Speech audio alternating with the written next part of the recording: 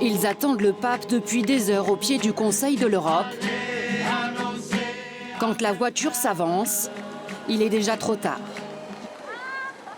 Rien que de le voir passer, c'est déjà une grande joie pour nous, même si c'est 2 secondes, c'est le pape. Je pensais qu'il sort ici quelque part et qu'on le voit un peu plus proche, le pape.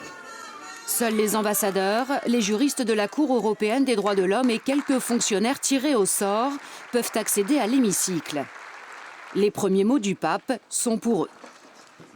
Je vous remercie du fond du cœur pour l'engagement que vous prodiguez, pour la contribution que vous offrez à la paix en Europe par le biais de la promotion de la démocratie, des droits de l'homme et de la prééminence du droit. Ceux qui suivent le discours à distance, dans les couloirs de la doyenne des institutions, n'en ratent pas une minute. J'avais envie d'entendre ce qu'il avait à nous dire au Conseil de l'Europe, une institution intergouvernementale créée après la Deuxième Guerre pour la paix, pour les droits de l'homme, la démocratie. Quelle que soit la religion, après que l'on soit croyant ou pas, c'est quand même, il représente un symbole. Sans jamais citer la Russie et l'Ukraine, tous deux membres du Conseil de l'Europe, le pape ne mâche pourtant pas ses mots pour décrire le vieux continent d'aujourd'hui, ces démons que l'on croyait à jamais oubliés. Aujourd'hui, nous avons devant nous l'image d'une Europe blessée à cause des nombreuses épreuves qu'elle a vécues de par le passé, mais également à cause des crises actuelles.